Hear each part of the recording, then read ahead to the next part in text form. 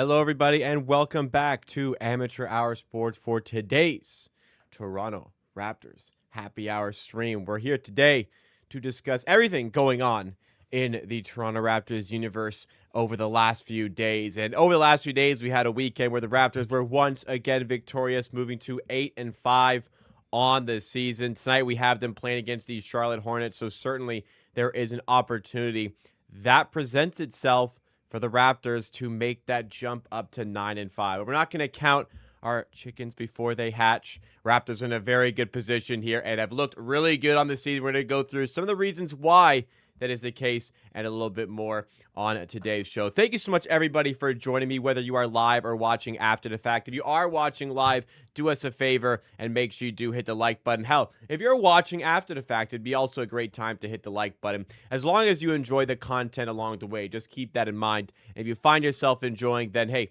consider subscribing to the channel as well. I'm live every Monday, Wednesday, and Friday at 5 p.m. Eastern time for shows just like this. And I'm live 15 minutes for almost every Raptors game for watch-alongs. Missed out on the most recent one for the Raptors against the Indiana Pacers, but did watch it after the fact, and was just the Raptors played well again. The Pacers obviously not playing well this season. I believe they are now 1-12. They are just decimated by injuries, but the Raptors took care of business. It looked very impressive in doing so, and more people are starting to notice. I'm starting to see more social media buzz for our team here. People going, okay, maybe this Raptors team is pretty good, and it's just very nice to be able to see that. And it's just very nice for people to be stoked about the Raptors. Even like neutrals are excited about the Raptors and what they could possibly do in this upcoming stretch because the schedule is still looking very, very good. So all is well in Raptors land. It's just a weird position to be. I mean, for like a few years of doing content now, it's just been negative. It's just almost all been negative. It's all been tough. And now we're actually thriving. We're winning. We're 3 games above 500 and a chance to add on to more of it. So along the way, if you don't know how these works, I'll answer questions from the chat. A lot of the time, the chat can drive these episodes. But what I want to discuss, we'll go through a little bit deeper into that win over the Indiana Pacers. We're going to talk about Jakob Poeltl and his role with the Raptors, his importance, and how some emerging players have maybe highlighted some interesting statistical values, those different lineups, with or without Jakob Poeltl. We'll talk a bit more about Jakob Poeltl. Then we're going to go into the ceiling for this season. I really want to kind of chime in on what the ceiling is for the Raptors, how far they can go this season, because, again, starting to feel like really exciting. But how exciting should it be? And then if we have time, we'll go a little bit through on what the Raptors can do against the Charlotte Hornets tonight. So sounds like a good stream and a good show overall to myself. Dare to Goater in the chat says, are you doing a watch along for the game tonight? I will be live for the Raptors game tonight as the Raptors take on the Charlotte Hornets. Should be an exciting one. I'm back for that after, unfortunately, I was at a banquet on Saturday and didn't catch that Pacers game live. But no matter. We'll be with you a little bit later on. I'll actually put the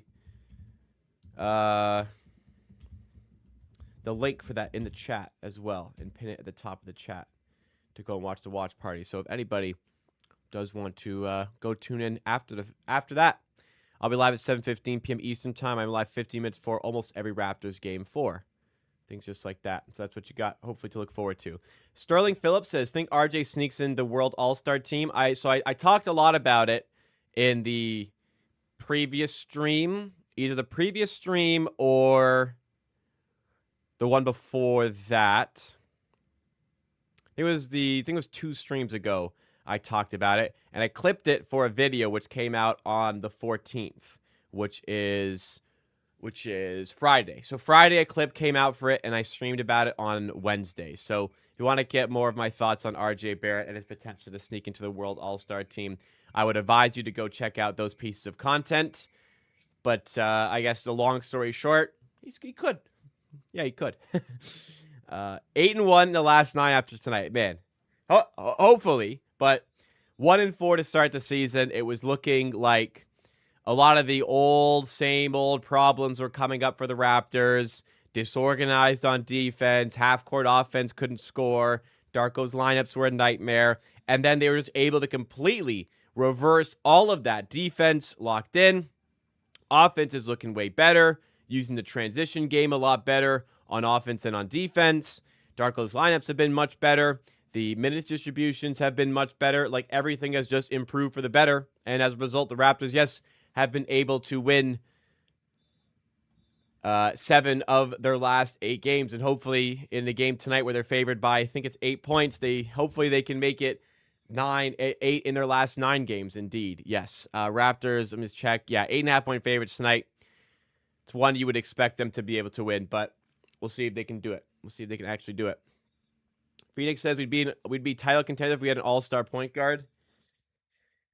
Well, yeah, I mean, if you add in another really good player, you give yourselves 2 all-star type players with the way Scottie Barnes is playing. Yeah, that probably does make you a contender, but it's not super easy to get that type of player. Well, I mean, I guess it'd have to be like an all-star caliber point guard that fits the team as well. Man, I don't know. To me, Trae Young. Hawks are 7-2 without him. Maybe they go, oh, I don't know. Maybe we can win games without Trae Young. I'd give up, man. This team with Trae Young, that's a title contender. Yeah, you upgrade quick. I know Quickly's been great, but you upgrade quickly to Trae Young. You get that playmaking in there. Oh my goodness, and the shooting, the spacing. Oh my God, that'd be really interesting. James Harden. Ooh, didn't even think about that. James Harden. Wow, that would be a great pickup. If the Clippers, that you could do that. The Clippers start to sell off talent. They need to, bring in some draft capital. I don't even think it'd take that much to get James Harden, They've been really poor. I mean, yeah, because he wouldn't even command like a ton of the touches. That would be an interesting one. I'm trying to look at his contract here. This is an interesting one to get us started. Contract. So he's making 39.1 this year, 42.3 on a player option next year. So you could even you could probably get a real cut price deal. I try to take a step back here. We started really well. This would have to carry on for a while. We'd have to really think we're contenders if we make this trade. I don't want to go too far. Sorry if you hear any whistling outside. There's people doing traffic, and it's just unbearably loud and obnoxious right now. Sorry if that's picking up through the microphone. I'm fucking hearing it. It's driving me up the wall, and I only got home 20 minutes ago from work. The Raptors have to really think they're contenders. They're 8-5. They could go on a decent run. Still. Cavaliers are still really good. Knicks are still really good. Pistons have been fantastic. Feel like the Sixers are going to be decent. The Bucks are going to be decent. I feel like we can start to kind of think of ourselves in this conversation with the Bucks and Sixers if things continue like this for like another few weeks. Magic, I think, will figure it out to a certain extent. I think the Heat will drop off. The Bulls have clearly dropped off. They've lost 5 in a row, 6-6 now. Hawks are still good. And Trae Young's hurt, and they're still winning. But I think they'll be better when Trae Young's back because, he's a really good player.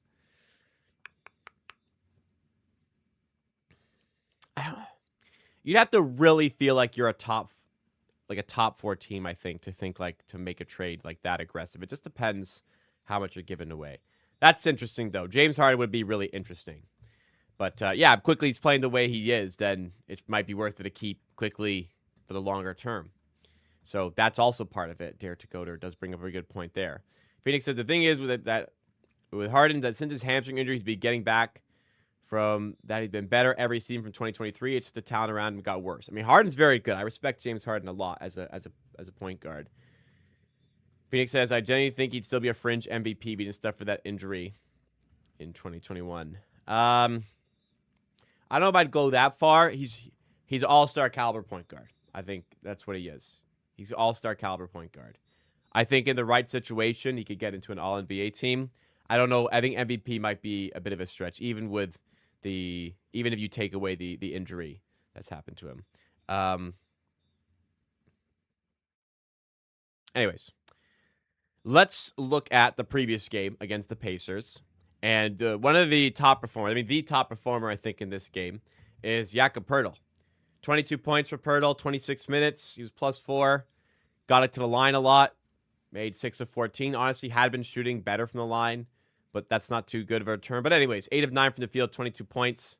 9 rebounds as well to go with it. He was great in this game. A lot of the offense was running through Jakob Poeltl, as you can clearly see from the usage. And it worked a treat against a team that's lacking in the center position. Mamoukelashvili with another fantastic game off the bench. How long do we have to wait before we say this is the greatest free agent signing in Raptors history? Very low bar. But Mamu, again, great. +14, 12 points, 5 of 9. Murray Boyles was solid once again. Jamal Shed, solid once again. And the Raptors winning his minutes. Grady Dick, again, not super high usage. But the Raptors, again, winning his minutes. Ingram was fine. Barrett was great. Barnes, fine.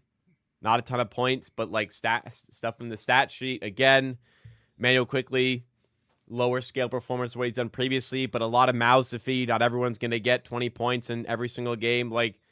Against an easier opposition for sure. A team that's missing a lot of guys. That's a truly horrendous starting 5. Andrew Nembhard, Jeremiah Robinson Earl, Tony Bradley, Jarris Walker, and Pascal Siakam. That's truly horrific stuff. The fact that that's allowed to play in the NBA. Even the guys coming off the bench, guys getting minutes. Isaiah Jackson, Jay Huff, these are fine players, but these are the main guys for us. Jeremiah Robinson Earl played 30 minutes. That's crazy. That's just crazy in 2025. But the Raptors, hey, you can only play what's in front of you. The Raptors took care of business. They shot 55% from the field.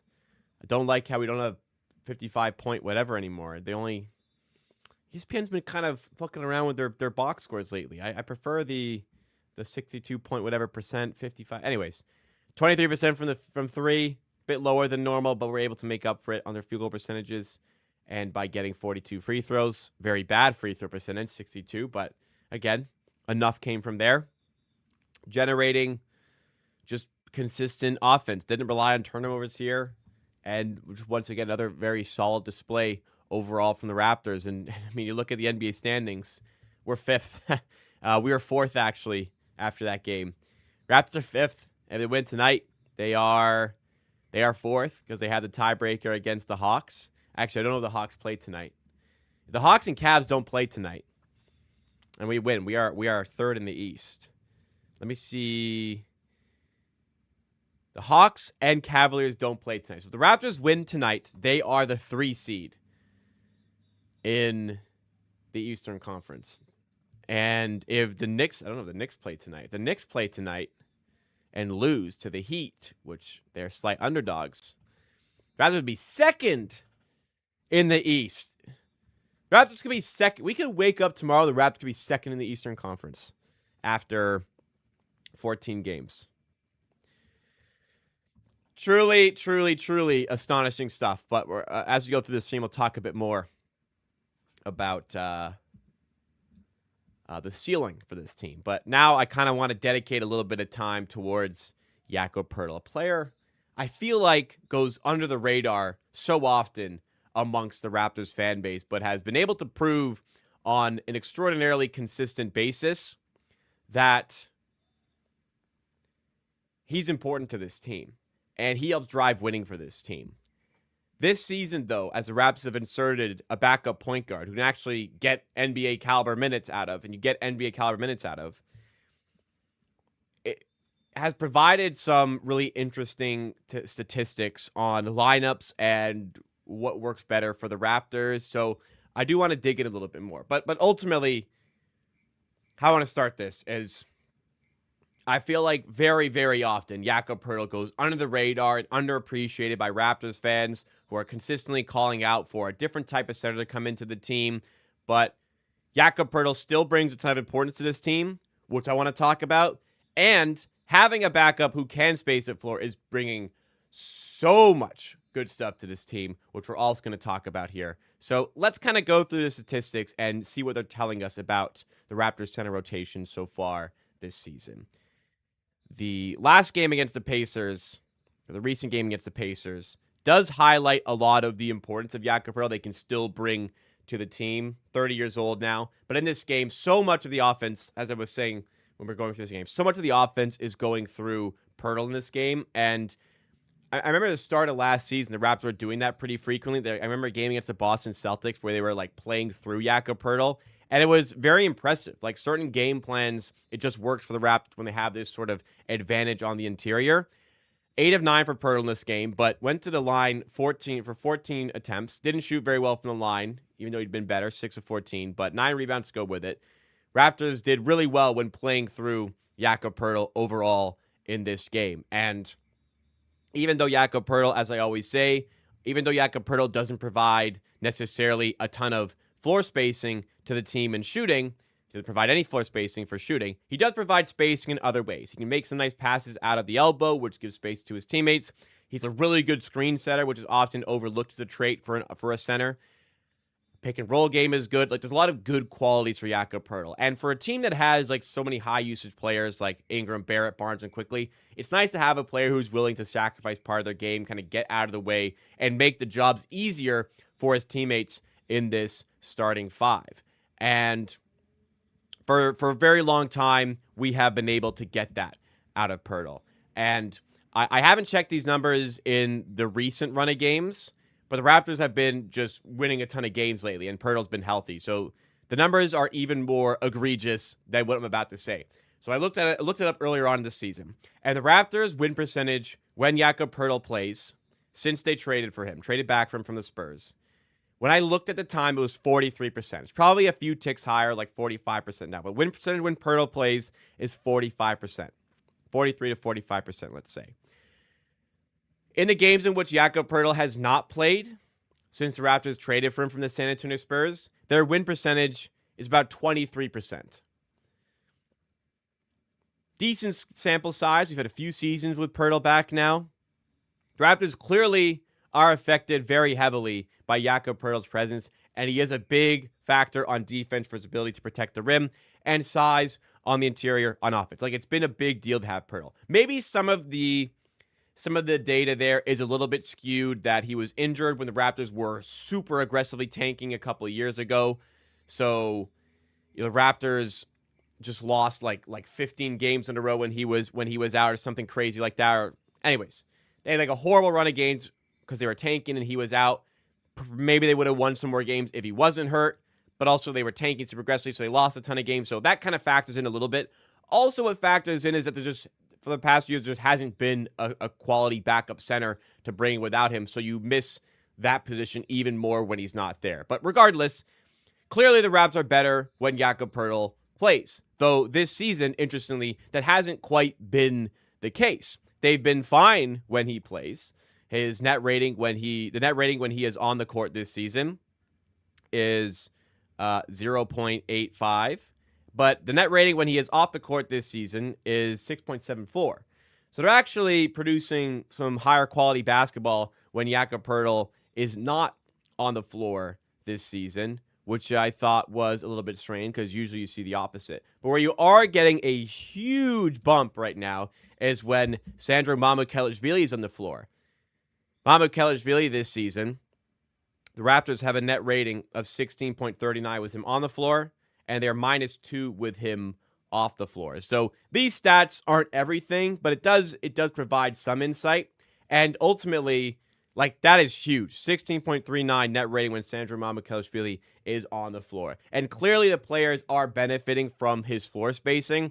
And just a simple fact of the matter that Mamukelashvili this season has just been flat out terrific. Like, just been truly amazing for the Raptors. I said it earlier. We may have to start having a conversation that he's already the greatest free agent signing in Raptors history with an incredibly low bar, but like, we're actually getting NBA caliber output on the court from a free agent signing. I can't even remember the last time the Raptors actually achieved that. Like, actually, I guess it was Rondé Hollis Jefferson, but There's very few names that I can recall having an impact on the floor as a free agent. And clearly Barnes has done very well in the minutes with Mamukelashvili on the floor. Looking up, bringing this up from Twitter, Barnes, when he is, his stats per 75 possessions, when he is on the floor with Sandro Mamukelashvili, he's averaging 27.3 points per 75 possessions. And then without him, he's averaging 19.5 points. His assists go up a little bit without him. His rebounds go up a little bit without him. But his scoring improves dramatically. His true shooting percentage improves by 9.1%. It's 65.4 when Mamu is on the floor. His three-point percentage is up to 52.4 with him on the floor. It's like pretty ridiculous statistics. Now, it is still, like, we're still quite early in the season. We are dealing with relatively small sample sizes at the moment. But we are seeing definitely some very strong signs that Scottie Barnes is enjoying having this additional space when he's on the floor with Mamukelashvili. Maybe this isn't quite telling some of the full story, because the Raptors are getting a lot better output overall from lineups that, like, not their starting lineup. Like, their starting five this season. I mean, I'm not going to go, maybe we can look at their starting five as well. But when Barnes is playing with Ingram and Barrett this season, those three players on the floor together have a net rating of -7. We're still not getting terrific output from Barrett, Ingram, and Barnes as a trio working together, right? And a lot of the times we're going to have those three on the floor with also Jakob Poeltl. So I'm actually kind of curious to see if the starters are starting to pick up their statistics as a unit. And they are a little bit. The starters on the floor together have a net rating of -0.88. So some of these statistics can be skewed just because, like, that's not a very good, hasn't been a great lineup for the Raptors this season. And a lot of the times as well, when Barnes is on the floor with Mamu, we're getting much more structured lineups, and Mamu aids to that. But a lot of times when he's not on the floor with Mamukelashvili, it's because he's on the floor with the starting five, which also hasn't been fantastic together so far this season, which the statistics highlight here. So a lot of, like, interesting data as a whole on this. And I've been trying to kind of piece together exactly what we can gather from it. Somebody else posted here. We have SB Greatest PF, who posted the most used lineup for the Raptors this season. The best lineup has been the starters minus Poeltl plus Mamu. Very small. We're dealing with, again, very small sample sizes overall. Like, this is a lineup that has gotten 14 minutes together this season, but they're plus 36 in there. And then, actually, sorry, there's not even the best. There's a lineup where you take out Brandon Ingram at Grady Dick, and that's plus 60.9 in just 11 minutes.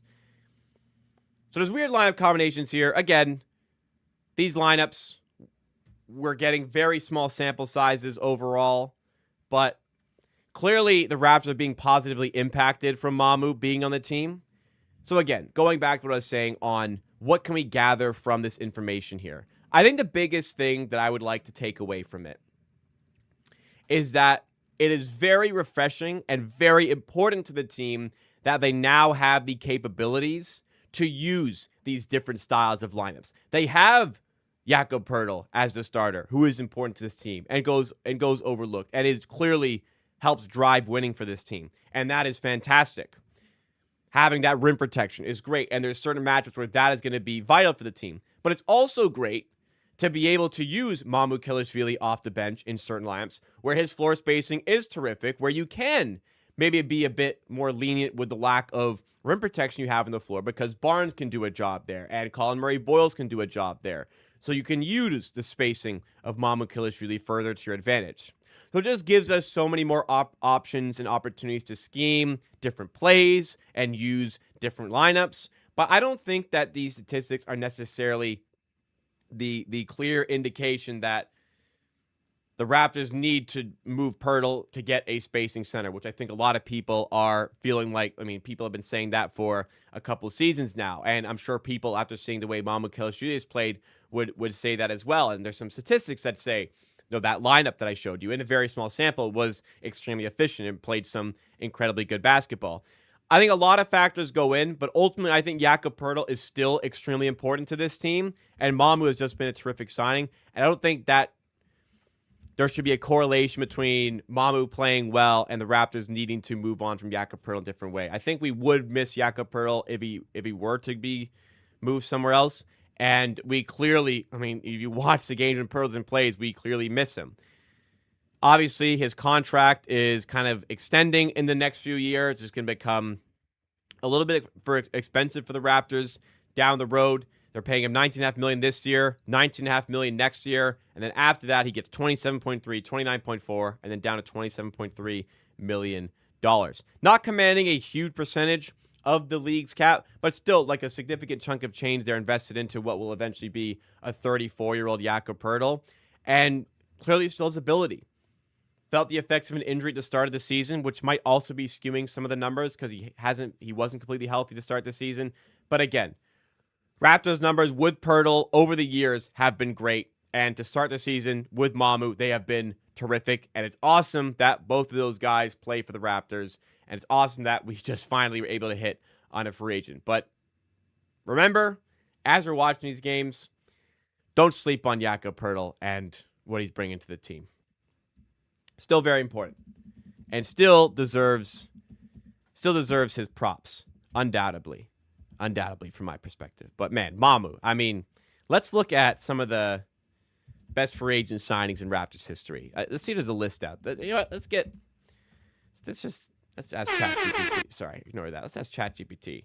Best free agent signings in Raptors history. Let's see.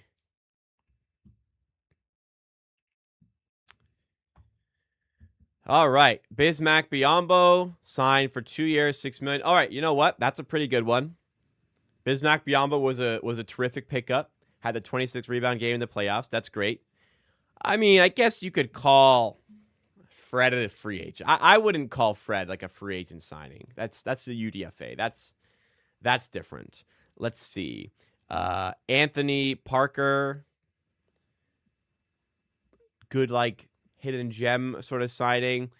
Yeah, pretty good actually as a pickup as a free agent.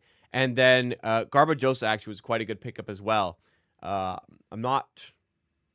Don't quite trust AI enough for these guys to truly be free agents. But anyways, Amir Johnson.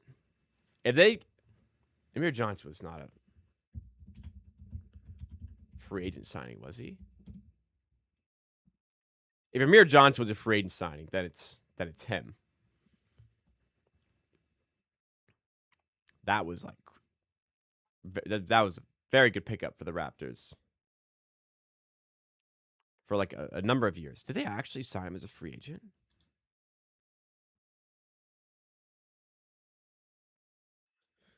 Garbajosa was a great pickup. Amir Johnson signs for Raptors free agent. Let's see what Google says here.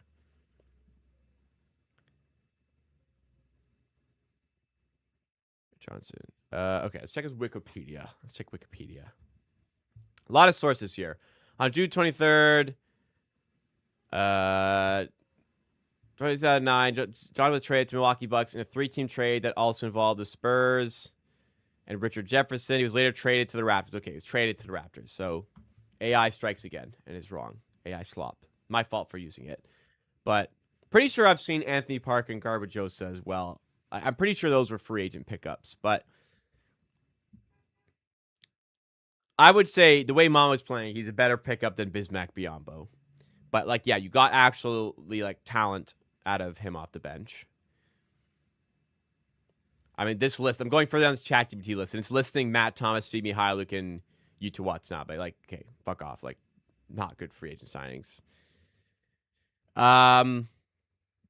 Sandro Mamukel's really is very high up there. And I think by the end of the season, we'll have a much clearer idea. But he's been truly astonishing with how well he's played. Like a guy who's kind of struggled for consistent minutes the last few years, and he's come in and just been a monster, playing a humongous role in the Raptors' success so far to start this season. So major props to the front office for getting that one done. And it's going to be looking like a challenge to keep him beyond this season. But, man, let's put in some work to try and make that happen. Let's cut some salary to make sure we can make that happen because that is an awesome guy to have off your bench. And obviously, honestly, great vibe guy as well to go with it. Building something good off the Raptors bench right now. And hopefully we can continue finding success with this team. And Poeltl, Mamu, all of that to go with it. Jimbo Jenkins, I'm so glad we play in the Eastern Conference. Obviously, playing in the East has been beneficial to us over the decades and this season. But also, like in the West, you've got how many teams in the West would win the East? The Thunder, the Nuggets, the Rockets would win the East. You put them in. I mean, the Cavs are good. But I think those three teams win the East. Lakers, probably not. Spurs, Wemby's injured, so Spurs are going to crumble a little bit. Wemby's out for a few weeks. I don't think the Timberwolves, maybe, but I don't think so. Other than that, like the West hasn't been ultra impressive this season. Like the Suns are in 8th, and they stink. The Grizzlies have struggled. The Clippers have been terrible. The Mavericks have been awful. The Kings are horrendous and are going to start tanking. The Pelicans are one of the worst teams in the NBA. The Jazz suck somehow at 5 wins. Like, I don't know. The West isn't as loaded as we kind of thought. At the start of the season, I was like, we may have there may be 11 good teams. And now there's 6, and one of them is the Spurs. Maybe there's 7 good teams. If you count the Warriors, they're starting to kind of turn around a bit. So the West isn't as stacked as we kind of thought it would be coming to the season. But yes, mainly, yes, we have been blessed to be in the Eastern Conference for sure. Dare to Goter says, would you be interested to enter the Lauri Markkanen sweepstakes? Just depends how much you're giving away, because he's making a shit ton of money. And I'm a fan of Lauri Markkanen, but and maybe this is because he's on the Jazz. His defense has been abhorrent this season. And he's making $49 million per season on average for the next 4 seasons, including this one. So you have him for a while. You have him through his prime. He's clearly an incredible scoring talent. He's got incredible ability to put up points. He's averaging 30 a game this season on a bad Jazz team. But he's previously averaged 25, 23. He's very good. Again, you wonder if this is because he's on the Jazz, but has never been that good of a defender. Defensive rating isn't exactly an individual stat, but yeah, he's not got the best numbers. And just by watching him, he's not a great defender. So it's kind of difficult to be super interested because of the lack of defense and what you'd have to give up. If I were to do it as the Raptors and I could move RJ Barrett to do it, I think that's where I'd have some interest. But the way RJ's playing this season, he's playing such a great role for the team. I'm not completely sold on that, but I could see a way where you could get me on board with that sort of a trade. I wouldn't want to move quickly because then the roster is just a disaster for positioning. But Markkanen's a curious case, we'll have to say. Dare to go to said the Pels blow up Trey Murphy would be the dream, no doubt. No, yeah, I would. Man, I would love that. I would love that. If they want expiring salary, I guess RJ's not expiring. I'd move. Trey Murphy's a great fit. I'd move RJ Barrett for Trey Murphy, but I don't think the Pelicans would go for that. But man, Trey Murphy's really good and is a great fit for this team. Complements our guys really well. I'd be intrigued, heavily intrigued there. R2K still says Sabonis. I wouldn't go for Sabonis. Defense isn't that great. Offensively, just not a great floor spacer. needs a lot of the ball, not a super efficient guy. Yeah, it's just not quite for me. He'd have to be a better rebounder defender for me to be really interested there, just based on the kind of team that we have. Yeah, Trey Murphy would require picks, for sure. Probably 2. If you're like RJ, I don't think the Pelicans already turned down RJ for Brandon Ingram. I don't think the Pelicans have any interest. That'd have to be the trade if you want Trey Murphy. Let's try to piece this together. Yeah, 1-for-1 kind of works, doesn't it? No. What do we have to do here? We have to cut. Wow, they're right at the ceiling here. So we need to cut another couple million, which we can do. We need to cut 2.7 million here.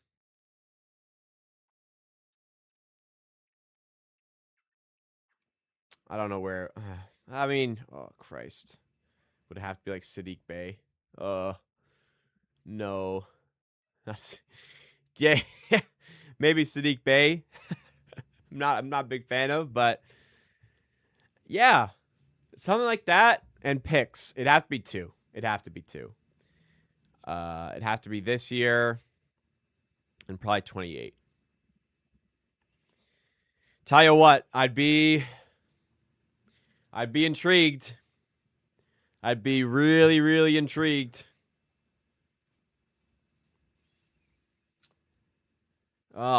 Is it worth it? Is it worth it? Bringing in some real shooting threat, better defense. It might be, It might be. RJ Barrett's been great this season, but it might honestly be bringing in some 3-and-D wings. You got to shell out to get 3-and-D wings, and getting one who's like that athletic to go with it. That'd be a tough one to say no to if the Pelicans would even say yes. Dare to go said, I think there's going to come a time, whether it's this season or in the offseason, where you're probably going to need a 3-and-D wing. RJ might be the odd man out. Yeah, I unfortunately have to agree there. That seems like a really big archetype to have.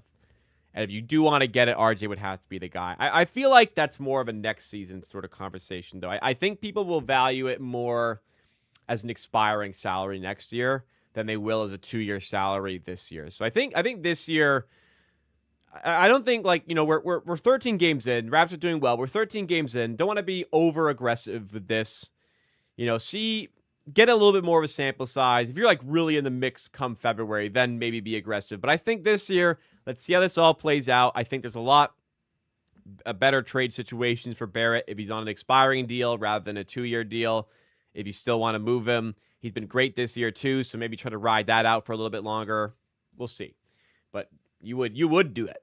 It'd be tough to say no to, like I said. But we're kind of talking about it. Let's just dig into it here a bit more. We were talking a little bit more about, let's not get too far ahead of ourselves on this season. But we should be excited. So on one hand, you want to be really excited about where the Raps are going. But on the other hand, we're 13 games in. We're 8-5. Chance to go 9-5 against the Charlotte Hornets. The Raptors are in a really good spot. And it's a good schedule. You want to feel really excited, but you also need to keep the emotion in check with where the Raptors are in their season so far. So how good should we be feeling about this team actually? How far can they go this season? What is their ceiling, and has it changed compared to the start of the season? I came into this season expecting the Raptors to be about a 500 team, maybe a little bit higher. Their win projection for the start of the season was 39.5. I felt like they were going to win more than that. I thought around 42 wins was the right call for this team. But to start the season, the Raptors have certainly been ahead of that pace. As I said, they are 8-5, 5th in the Eastern Conference. If they win tonight, they are the 3 seed. If they win tonight and the Knicks lose to the Miami Heat, they are the 2 seed in the East. Still very early, but it'll be a really good sign of what they have done to start this season. And they've played well on both ends of the floor. It's not like they're kind of fluking into it. They've been playing very well. They're getting a lot of output from a lot of strong output from a lot of different players. Ingram, Barrett, Barnes have been great all season. Quickly has been turning it on the last couple of weeks. They're getting really quality play out of Jakob Poeltl. really quality bench play out of Mamukelashvili, Murray Boyles, and Shed. There has been fantastic play all around that provides a lot of reason to be excited and optimistic about where the Raptors are heading. And there's even more optimism when you look at the schedule, which continue to look at, and it continues to look relatively easy. I don't want to say the word and jinx anything, but it does. They're playing the Hornets, and they're 8.5-point favorites tonight. They're playing the Sixers, who will be a tough game for sure, but then they have the Wizards, who are 1-11, the Nets, who are 1-11, the Cavs, who are great, but we've beaten them twice. Still a tough game. But then you have the Pacers, who are 1-12. Charlotte again. Like, it's a really good pocket of the schedule for the Raptors. And you scroll even further, it doesn't even look that ridiculous for the Raptors here. So how far can we actually reasonably expect this team to go? How much of what the Raptors are doing right now is unsustainable? Honestly, like at the start of the season, I would have said like there's some of it that's unsustainable because there is the fact that Barnes, Ingram, and Barrett are all shooting really well from three, which has come down. But then now quickly he was shooting poorly from three is starting to get better. And Grady Dick, who started poorly from three, is shooting better. So like the guys who were supposed to be good at shooting are shooting better. The guys who weren't supposed to be great at three-point shooting have come a little bit back down to earth, but have still been fine in that department. Defensively, I don't think they're doing anything ridiculous. I don't think they're getting lucky or anything. It just feels like they're playing really good basketball and earning all of these wins. So if they can continue to do that, yes, it should be quite an exciting team to continue to follow. Barnes has certainly really picked up in having a guy like Brandon Ingram taking away some of the focus from the defense and playing with bench lineups that contain Mamukelashvili, a spacing big for the Raptors. And with the state of the Eastern Conference right now, like the only teams I would comfortably say are, yes, these teams are definitely better than the Raptors, I would say are the Pistons, the Knicks, the Cavaliers. I still kind of want to say maybe the Hawks and maybe the Magic. But other than that, I don't think there's any team in here which I'm going to say is comfortably better than the Raptors. I'd say 3 definitely are. 2 might be. And then I think we're in the same tier with the Sixers and the Bucks.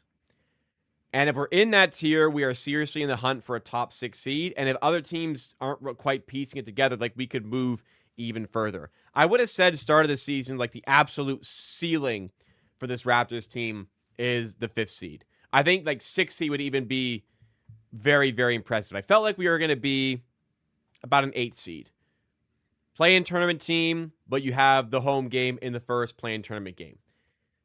Or, actually, no. You would have at least one home play-in tournament game. But you'd have the one-and-done type of game where you win, you're in the playoffs. Anyways, I thought they were an upper-scale play-in tournament team. But they have looked on the court they've looked much better than that. Statistically, they have looked much better than that. And with the schedule the way it's shaping up for them, it looks like they can definitely be better than that. And they are definitely starting to turn some heads around the NBA. I'm starting to feel like the ceiling for this team over the course of an entire season, can't really see them competing with the Cavs, Knicks, Pistons. Those are just really good teams in the East. The Pistons have won 9. They've been amazing. I think that we can actually start to say the ceiling for this team. Ceiling. Highest they could go realistically. I think we can actually start to maybe dream of a top 4 seed and a home playoff seed. That's still very far away. We're 13 games into the season right now. We've got 69 games left. Like, there's a lot of ways to go here. And we're still a little bit fragile with injuries. Like if Scottie Barnes were to get hurt, or Brandon Ingram were to get hurt, or Jakob Poeltl would miss some extended time, we're still a little bit susceptible to the injury bug. But there are a lot of signs that this Raptors team is absolutely heading in the right direction. They've beaten the Hawks twice, who are in a similar tier. They've beaten the Cavs twice, who are above them in the standings. I expect to stay there above them in the standings, albeit the Cavs weren't healthy completely for either of those 2 games. It is worrying how excited I am about what the Raptors are able to accomplish this season, because like I don't want to get too far ahead of myself. I don't want to lose my head. I don't want to jump too much on this early season run. or anything like that, but just like we are really primed to go on a run here. And if we go on a run and build momentum and we can maybe start to shop a little bit, maybe even add on some talent to the roster, there is so much that can kind of go right for the Raptors this season. There's so many weapons for the Raptors to use, and thinking like way ahead of the Raptors can get to a playoff series. Like the Raptors have so many weapons they can utilize. They have defense they can bring off the bench. They have shooting they can bring off the bench. They have a lot of the tools that you need to be successful over the course of an entire season. And even kind of like my worry about when we were getting better was like Darko Rajakovic being able to coach a winning team, and signs are starting to showcase that he's doing a lot better. His lineups have been a lot better. His schemes have been a lot better. So I can't really, like, I don't really even know what I could possibly look at with this team and say, this is what's going to cost us. Like I can't see anything here that is giving me signs of worry. There is a lot of sustainable play, not really unsustainable runs that are fueling this success for the Raptors. All feels like reasonably attainable and stuff that can be reasonably achieved over the course of an entire season. Barnes, Barrett, Ingram aren't averaging like 25 to 27 points. Like they're all averaging about 20. That is easily something they can do for the duration of the season. Everything, all signs are pointing towards success for this team, and it just makes me nervous. Like, what am I not seeing? What am I missing? Or are we just actually a good team that we need to start respecting ourselves as well? I'm not so sure. Read some of the chat here, see what people are saying. We've got Dare to Goater saying that the ceiling is 50 wins, floor seems like 42. It's kind of starting to feel that way. The East is bad, and as more teams kind of start committing to a tank as we go through the year, like, you know, the Wizards, Pacers, and Nets are already doing it. The Hornets will join. The Bulls maybe at some point will join because, you know, they're down to 6-6. I don't think it's crazy to say the Celtics might bottom out at some point, just to say, like, you know, why be a play-in team? Like, we want to win a championship next season. Let's try and get the best pick possible. The East could start to lean out as we get towards like the midway point of the season. It kind of is starting to feel like 500 could be a reasonable floor for this team. There could be a losing streak somewhere in the season, but like, yeah, we should be winning. We should go on a run here. We should be winning at least 41, 42 games. So I'm kind of with you there. And Mo Greg Peace is looking at the East, 3 or 4 in the East. Like I said, 4 kind of seems like a reasonable ceiling. And if like it's outrageously good for the Raptors and another team runs bad, maybe even 3 is kind of crazy. It's been awesome, and it's been so much fun to watch and cover the Raptors this season. And Chris in the chat says, I can't even assess who's better and who's not. We can get so much better as chemistry builds soon. Yeah, there's new face with the Raptors. Still adjusting. The starting 5 still hasn't quite clicked into gear. The starting 5 still has a negative net rating on this season. As they get used to playing with each other more, then maybe it'll get even better for those guys together. Maybe once we start getting quickly, if he's going to continue to be as consistent he's been the last couple weeks, maybe we'll still continue to improve and still find different ways to get edges with those lineups.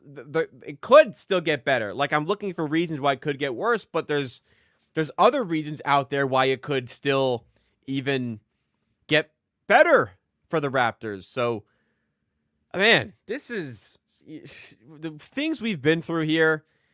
Phoenix says we come a long way since 2020, 2021 with some of the live streams we've done. Man, like the Tampa season, this team lost like all but one game in March. And then like Darko's first year, I think they lost like, I feel like they lost like 15 games in a row.